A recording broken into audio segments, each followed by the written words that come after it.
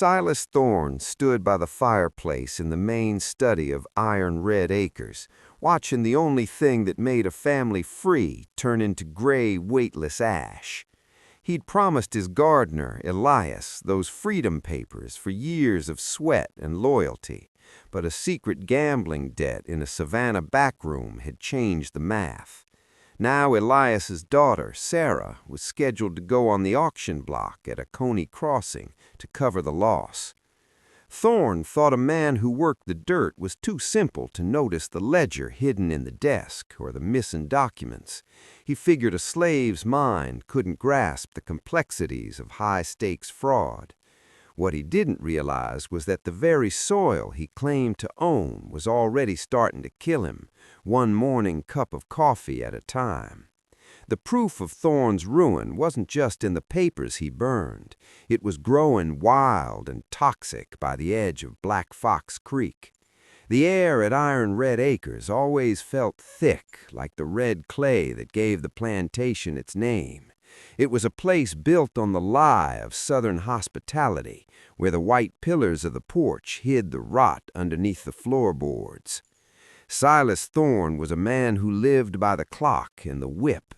He was 52 years old, with a face that looked like it had been carved out of sour wood, and a temper that flared at the slightest delay.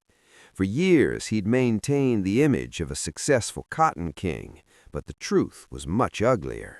He had a hunger for the card table that no amount of harvest could satisfy.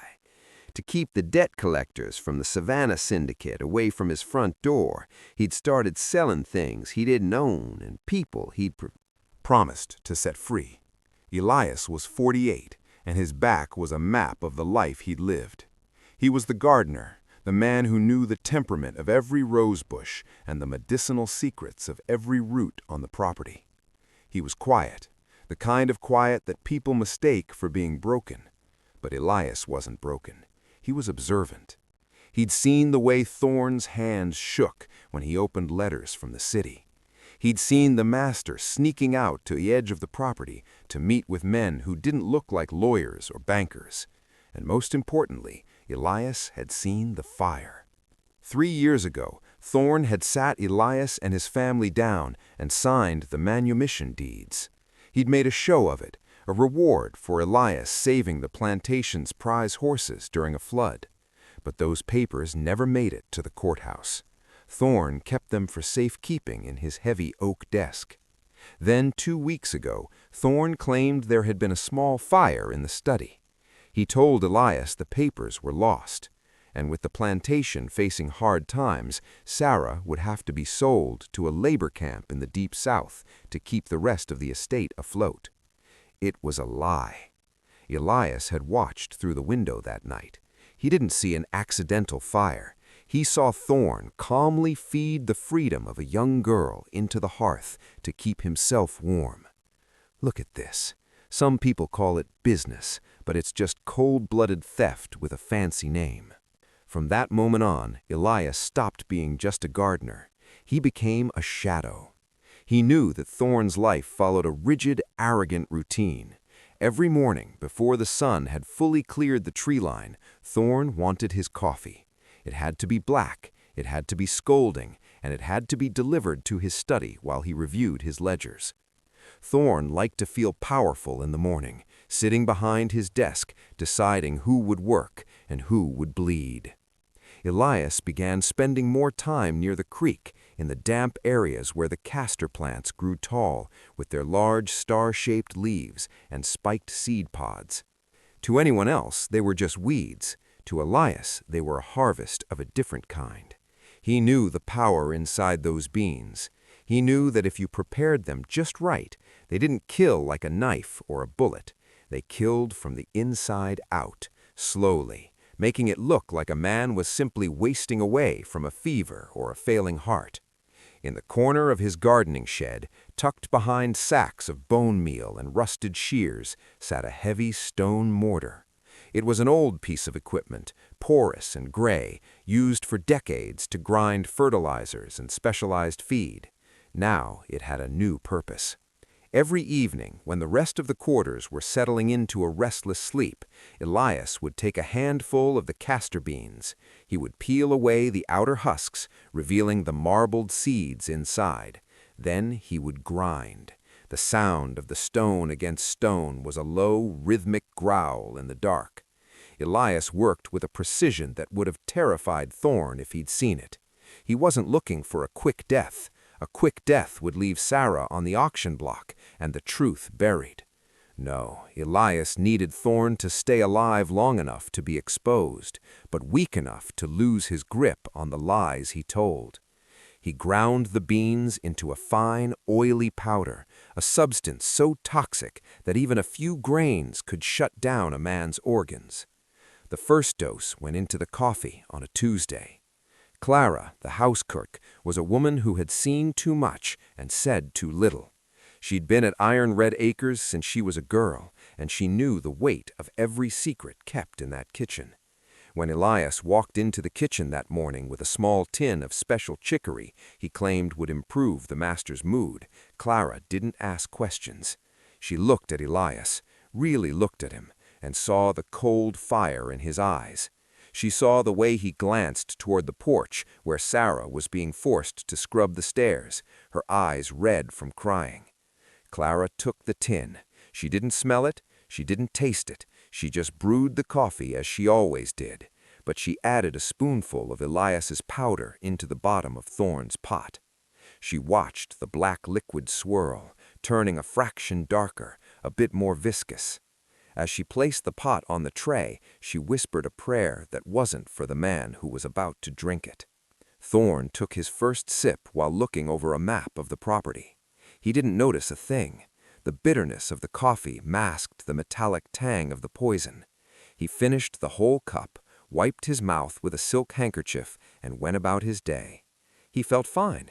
He felt in control. He even took the time to walk down to the stables and yell at a young boy for not polishing a saddle well enough. But by Wednesday afternoon, the first rattle started.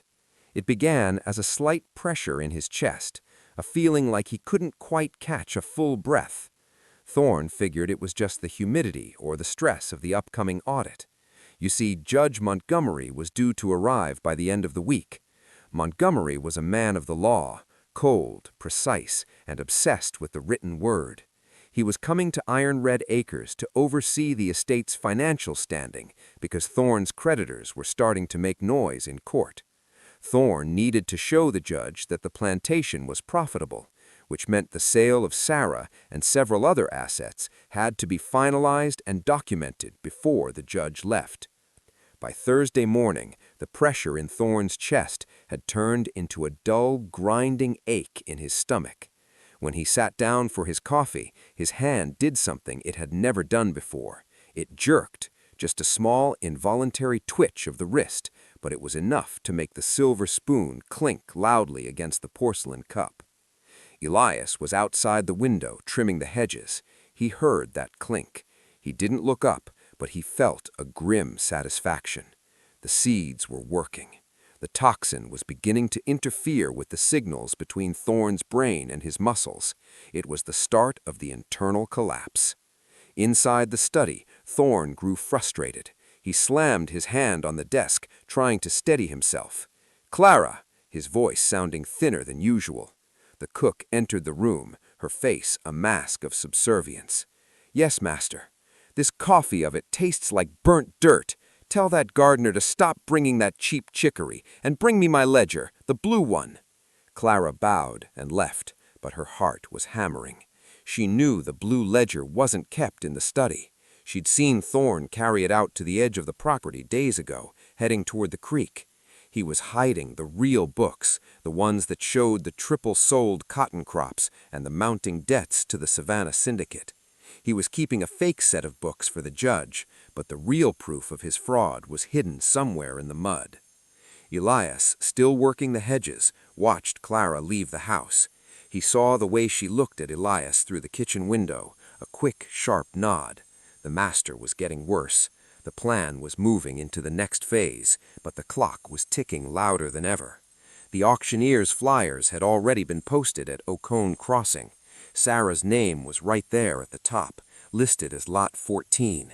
The auction was only 48 hours away. That evening, the symptoms escalated. Thorne couldn't finish his dinner. Every time he tried to swallow, his throat felt like it was closing up. He broke into a cold sweat that swept through his linen shirt, and a fever began to burn behind his eyes. He called for the local doctor, but the man was miles away delivering a baby on another plantation.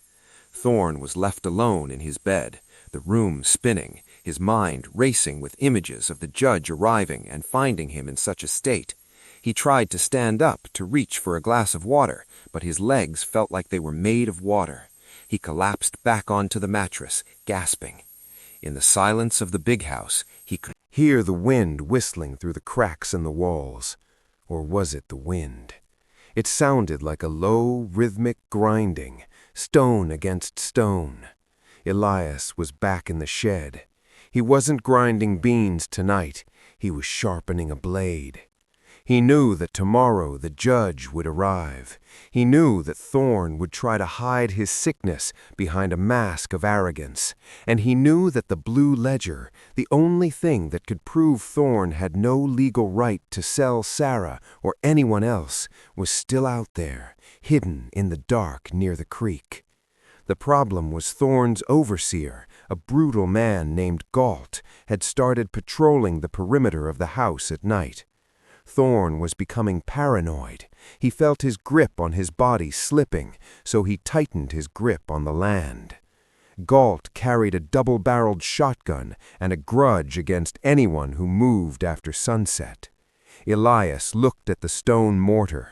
There was a faint residue of oily powder left in the pores of the rock.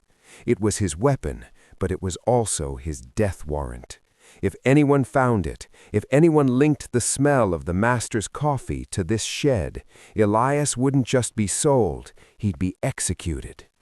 But as he looked out toward the slave quarters, where Sarah was sitting in the dark, clutching a small doll her mother had made for her, Elias didn't feel fear. He felt a cold, calculated resolve. He had spent his life tending to things that grew, making sure the right plants flourished and the weeds were choked out. Silas Thorne was the ultimate weed, and the harvest was finally coming. By the time the first light of Friday morning touched the white pillars of the manor, the carriage carrying Judge Montgomery was seen turning onto the long oak-lined drive of Iron Red Acres. Inside the house, Silas Thorne was struggling to put on his boots. His fingers were numb, his vision was blurred, and there was a strange metallic taste in the back of his mouth that wouldn't go away. He didn't know that Elias was already at the creek, searching for a hollowed-out fence post. He didn't know that Clara was standing over the morning pot of coffee, holding the tin of powder one last time. And he certainly didn't know that by the time the sun set today, the master of Iron Red Acres would be crawling on the floor of his own porch, begging for a mercy he had never shown to anyone else. The stage was set.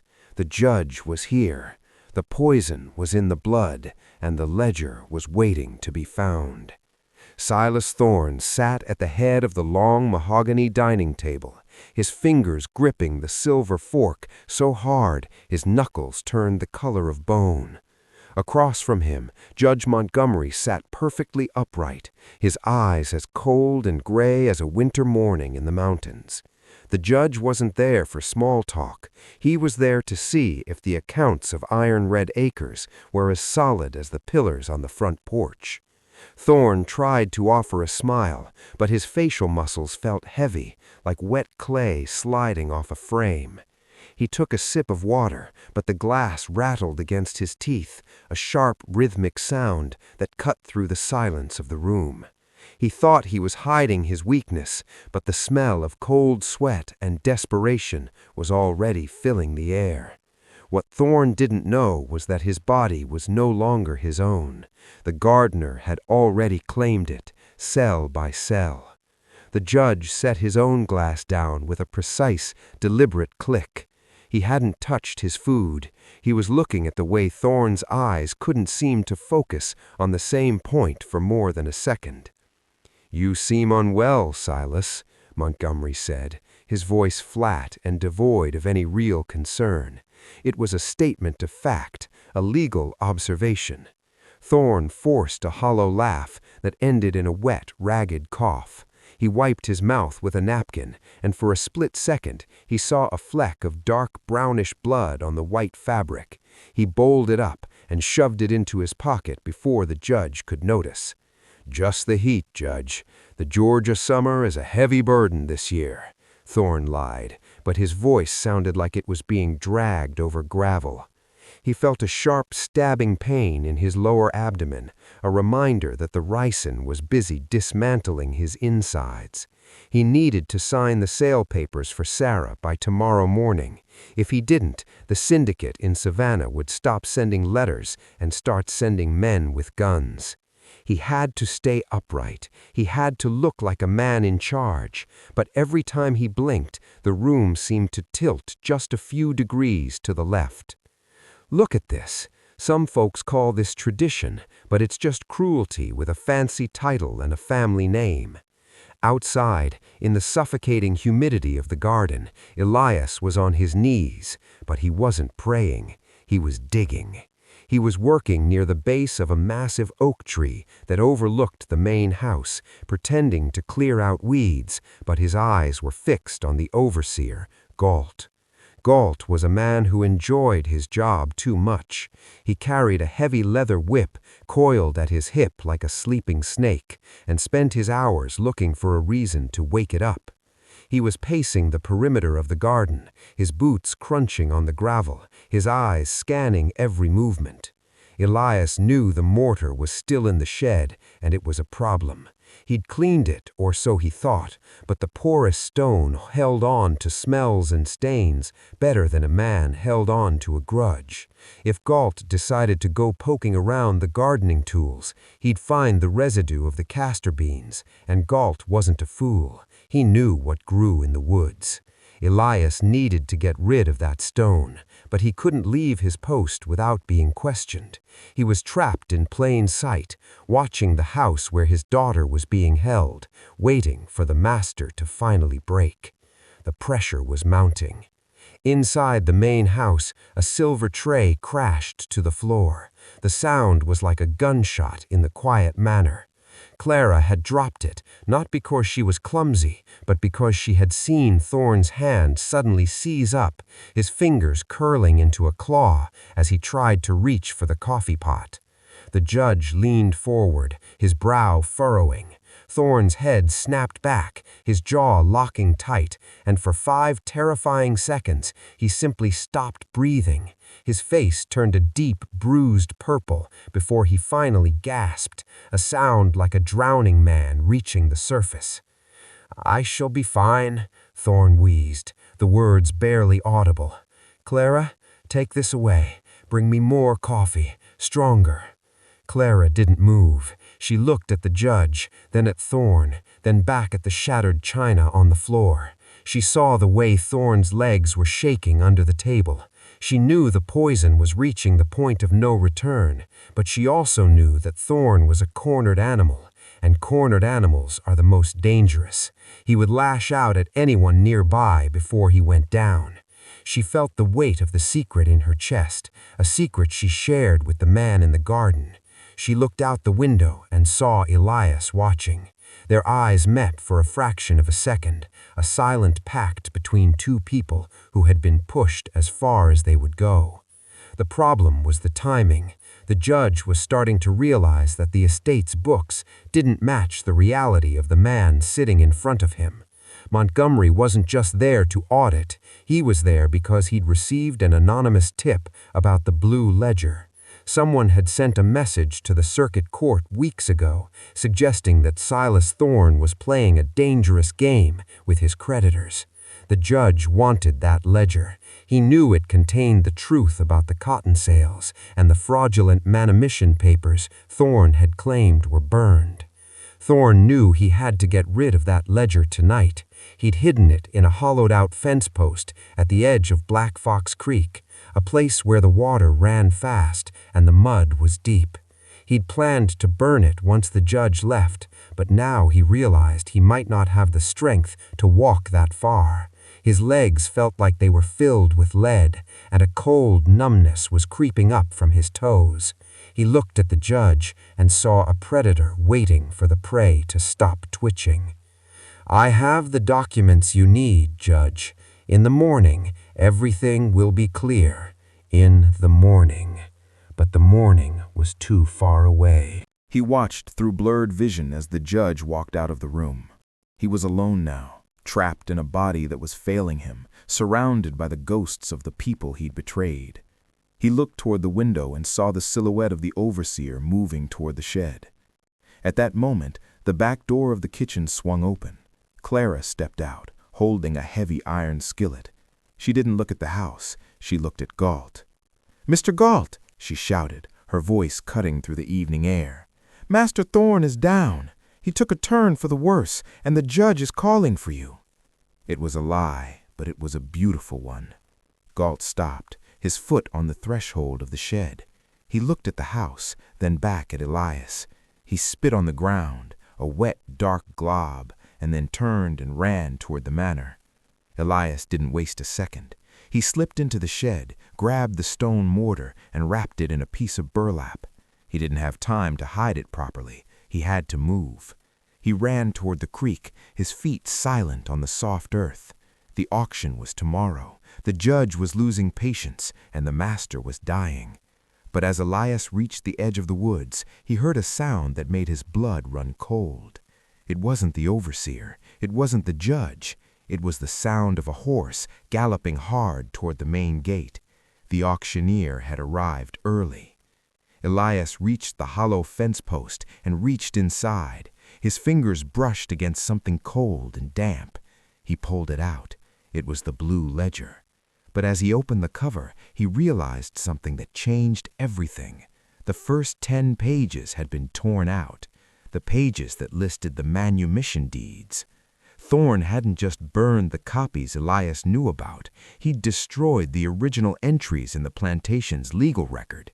The evidence was gone, or so Elias thought, until he turned to the very back of the book and saw a small folded piece of paper tucked into the binding. It was a receipt from the Savannah Syndicate, dated only 3 days ago. It wasn't a receipt for a debt, it was a contract. Silas Thorne hadn't just sold Sarah, he had sold the entire plantation, including himself, into a debt he could never pay back. He was selling people he no longer even owned. Elias gripped the book, the weight of the truth pressing down on him. He had the proof of the fraud, but he no longer had the proof of his family's freedom. He looked back at the house, where the lights were flickering in the windows like dying stars. He had to get this book to the judge, but he had to do it without getting caught by the auctioneer or the overseer. The race wasn't just against the poison anymore. It was a race against the sun, and the sun was almost gone. The iron gates of Iron Red Acres groaned as they were pushed open, a sound that signaled the end of time for anyone on the auction list. It was Mr. Vance, the auctioneer, and he wasn't alone. He brought with him the smell of cheap tobacco and the cold efficiency of a man who saw human life as nothing more than a column of figures. He was early. He wanted to inspect the merchandise before the sun came up, and his arrival sent a wave of terror through the slave quarters. But while the house was focused on the front gate, Silas Thorne was in his bedroom, locked in a different kind of struggle. His body was turning into a prison of stiff muscles and fire-hot nerves. He tried to call out to Galt, but his tongue felt like a thick, dry piece of leather in his mouth. He thought he was the master of this land, but he couldn't even master his own breath. Thorne reached for the bell on his nightstand, his fingers twitching uncontrollably. He missed. The small silver bell hit the floor with a muffled thud, rolling under the bed. He was sweating through the silk sheets, a cold, oily perspiration that smelled of sickness. Every time his heart beat, it felt like a hammer hitting a cracked anvil inside his chest. He knew something was wrong, terribly wrong, but his mind was too clouded by the toxin to piece it together. He didn't think about the coffee. He thought about the judge. He thought about the debt. He thought about the blue ledger sitting in the dark by the creek. Or so he thought. What Thorne didn't know was that the ledger was already in Elias's hands, and the secret inside it was bigger than a few missing freedom papers. Elias stood in the thick shadows of the woods, the blue ledger pressed against his chest. He could hear the auctioneer's carriage settling in the drive. He could hear the dogs barking at the gate. His heart was a frantic drum, but his hands were steady. He opened the back of the ledger again, squinting in the moonlight. That folded piece of paper, the contract with the Savannah Syndicate, was a death sentence for Thorne's reputation. It proved that Thorne had signed over the deed to Iron Red Acres 6 months ago to cover his gambling losses. He didn't own the house, he didn't own the cotton, and legally he didn't have the right to sell Sarah because she was part of an estate that no longer belonged to him. But a contract in the woods is just paper. To save Sarah, that paper had to reach Judge Montgomery, and the judge was currently inside the house, surrounded by Thorne's people. Elias looked at the heavy stone mortar he had wrapped in burlap. It was the evidence of his crime, the tool he'd used to dismantle a monster. He needed to hide it, but the ground was too hard here, and the time was too short. He heard the crunch of boots on the path. Galt was coming back. The overseer hadn't stayed in the house for long. He was a man of habit, and his habit was to hunt. He was headed straight for the garden shed, his lantern swinging, casting long, jerky shadows against the trees. "Elias," Galt's voice boomed through the trees. "I know you're out here, you old fox. Get back to the quarters before I give you a reason to crawl." Elias froze. If he ran, Galt would see him. If he stayed, G would find the ledger in the mortar. He looked at the fast-moving water of Black Fox Creek. It was deep, dark, and filled with jagged rocks. It was a risk, but it was the only choice. He stepped toward the bank, the mud sucking at his bare feet. He tucked the ledger into the waistband of his trousers, making sure it was secure, and then he took the burlap-wrapped mortar. With a grunt of effort, he hurled the stone into the middle of the creek. There was a splash, a dull sound that was quickly swallowed by the rushing water. The mortar was gone, buried in the silt and the darkness, but the oily residue, the smell of the master's coffee on the stone, would stay in Elias's memory forever. "Who's there?" Galt shouted, drawing his pistol. He stepped into the clearing, the lantern light spilling over the mud. Elias stepped out from behind a willow tree, his hands raised, his face a mask of exhaustion. "Just getting water, Mr. G. The master's horses are restless." Galt stepped up to him, the barrel of the pistol cold against Elias's temple. He sniffed the air, his eyes searching Elias's face. "You're a liar. You smell like the woods. What were you doing by the water?" "Just water, sir," Elias repeated, his voice low and steady. Galt shoved him hard, sending Elias stumbling back toward the path. "Get to the barn. Vance wants the girl ready for inspection in an hour. If I see you near this creek again, I won't use the whip. I'll use the lead." Elias nodded and started walking, his mind on the ledger pressed against his skin. He had to get to the house. He had to find a way past the auctioneer, past Galt, and straight to the judge. Inside the manor, the air was suffocating. Judge Montgomery was in the library, staring at the empty space on the desk where the ledger should have been. He was a man who hated being made a fool of, and Silas Thorne was making him look like a decorative piece of furniture. He heard the commotion at the front door, the auctioneer's loud, boastful voice, and his jaw tightened. This was turning into a circus, and Montgomery was the lead witness to a collapse. If you don't swallow these well-dressed lies, subscribe. Here, we pull up what they tried to bury. And me? Was that blue ledger a warning or a death warrant? Clara was in the hallway, clutching a tray of cold tea. She saw Galt lead Elias toward the barn. She saw the auctioneer shaking hands with Thorne's butler, and then she saw something that made her breath catch. Sarah was being led out of the back door by one of the housemaids, her hands tied with a rough hemp rope. She was being taken to the inspection shed behind the stables. The auction wasn't tomorrow. It was starting now, in the gray light before dawn. Thorne had managed to drag himself out of bed. He was leaning against the doorframe of the library, his face the color of ash. He'd put on a fresh coat, but he hadn't been able to button it. His hands were shaking too much. He looked at the judge and tried to speak, but all that came out was a wet, rattling sound. He pointed toward the door, trying to signal that the business was moving to the stables. "The books, Silas," Montgomery said, not moving an inch. "I don't care about the sale. I care about the audit. Where is the blue ledger?" Thorne swallowed hard. He felt a wave of nausea so strong he had to grab the wall to stay upright. He knew Galt hadn't found the book yet. He knew he was in trouble. He tried to say creek, but his voice was gone. The ricin had finally paralyzed his vocal cords. He stood there, a powerful man reduced to a silent, shaken ghost, while the world he'd built on lies began to crumble around him. Clara saw her opening. She walked into the library, set the tray down with a loud clank, and looked directly at the judge. "The gardener, sir. He was down by the creek tonight. Said he saw something shiny in the mud." Montgomery's eyes snapped to her. "What did he see?" "A book, sir. Blue, like the one you're looking for." Thorne's eyes went wide. He tried to lunge toward Clara, but his legs gave out. He fell to his knees, his head hitting the edge of the mahogany table. The judge didn't help him up. He stepped over Thorne's twitching body and looked at Clara. "Where is this gardener now?" "In the barn, sir, with the auctioneer." Montgomery didn't wait. He grabbed his hat and strode out of the room, his coattails snapping behind him. Clara stood over Thorne, watching him struggle to breathe. She didn't feel pity. She felt a cold, sharp satisfaction. She reached down, picked up a heavy silver spoon from the tray, and tucked it into her apron. "The coffee's cold, master, but don't you worry. The fire's just getting started."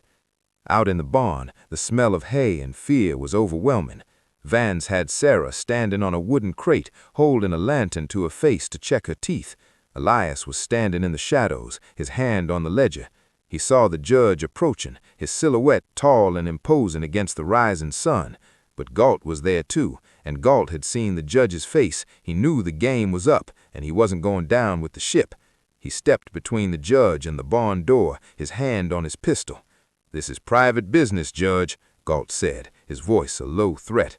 "The master said no one's to be disturbed until the sale is done." "The master is currently face down on his own floor," Montgomery replied, "and I am the law in this county. Move aside, or I'll have you in irons before the sun is up." Elias saw the moment of hesitation. He stepped out of the shadows, the blue ledger held high in his hand. "Judge," Elias shouted, "the truth is here. It's all here." Galt turned, his eyes flashing with rage. He drew his pistol and aimed it straight at Elias's chest. The hammer clicked back, but before he could pull the trigger, a sound erupted from the main house, a long, agonizing scream that tore through the morning air. It wasn't a human sound. It was the sound of a man's internal organs finally giving up the fight. Silas Thorne had reached the end of his coffee. The distraction was enough. The judge lunged forward, grabbing Galt's arm, the pistol fired, the bullet whistling harmlessly into the rafters of the barn. In the chaos, Elias ran. He didn't run away. He ran toward the judge. He slammed the blue ledger into Montgomery's hands. "Look at the back, Judge. Look at the contract." The world seemed to stop as the judge flipped to the back of the book. He saw the Savannah Syndicate seal. He saw the date. He saw Thorne's signature, shaky even then, selling away the very land they were standing on. The silence that followed was heavier than any whip. Montgomery looked at the auctioneer, who had turned pale. He looked at Galt, who was struggling in his grip, and then he looked at the girl on the crate. "The sale is over," the judge said, his voice ringing with a cold, final authority. "This property is under the jurisdiction of the court, and Silas Thorne is no longer the master of anything." But as the judge began to read the ledger, he noticed something else, something Elias hadn't seen. There, tucked behind the syndicate contract, was a small, scorched piece of vellum. It was a fragment of a freedom paper, a fragment with Elias's name on it. Thorne hadn't burned it all. He'd kept a piece of it as a trophy, a reminder of the power he thought he held. The proof of their freedom wasn't just in the fraud. It was in the very heart of the man who tried to destroy them. Silas Thorne's scream from the house was more than a sound of pain. It was the sound of a man being hollowed out from the inside. Down at the barn, the auctioneer Vance didn't care about screams. He cared about his commission. He stood on the damp grass, his face turning a blotchy red as he pointed at Sarah. "The law is the law, Judge. This girl is collateral for a debt that's older than your commission. I have the papers right here," Vance shouted, waving a stack of counterfeit sale documents. But Judge Montgomery didn't even look at him. He was looking at the charred edge of the vellum he'd found in the back of the blue ledger.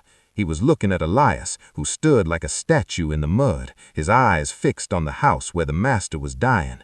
The air smelled of wet hay and the metallic tang of the overseer's blood. Sarah was still on the crate, her hands shaking so hard the rope was fraying against her skin. She looked at her father, and in that moment, the silence between them said more than any ledger ever could. Elias felt a surge of cold fury. Thorne hadn't just stolen their labor, he'd kept the very proof of their humanity as a souvenir. He'd watched them work for 3 years as free people, all while holding the key to their cage in his pocket. It wasn't just greed, it was a calculated daily cruelty that no legal document could ever fully capture. "There will be no sale today," Montgomery said, his voice cutting through Vance's shouting like a winter wind. "This entire estate is a monument to fraud. Mr. Thorne has sold land he doesn't own and people he already set free. This ledger is a confession, and I am seizing it as evidence of multiple capital crimes." Just then, the front door of the manor swung open. Silas Thorne appeared on the porch. He wasn't the master of Iron Red Acres anymore. He was a wreck. He was leaning heavily against a white pillar, his expensive silk vest stained with bile and dark blood. His eyes were wide, the pupils dilated until they looked like black holes in his head. He tried to speak, to command Galt to stop the judge, but his jaw just worked up and down like a landed fish. He took one step, then another, his legs buckling like dry straw. He tumbled down the stairs, his body thumping against each wooden step until he landed in the dirt at the judge's feet. He was clawing at the red clay, his fingernails tearing as he tried to reach for the blue ledger. He looked up at Elias, and for a second there was a flash of recognition in his eyes. He knew. He knew the coffee hadn't been bitter because of the chicory. He knew the gardener had seen the fire in the study. He knew the man he thought was too simple to understand, a ledger, had used the very soil of the plantation to bury him. Thorne opened his mouth to scream one last time, but only a thin trickle of dark blood came out. The internal collapse was complete. He lay there twitching in the dirt, a man who had tried to own the world and ended up owning nothing but a few feet of red Georgia clay. The auctioneer backed away, his face pale, realizing there was no money to be made here. Galt, the overseer, saw the way the wind was blowing. He didn't wait for the sheriff or the syndicate. He turned and ran toward the woods, leaving his whip in the dirt.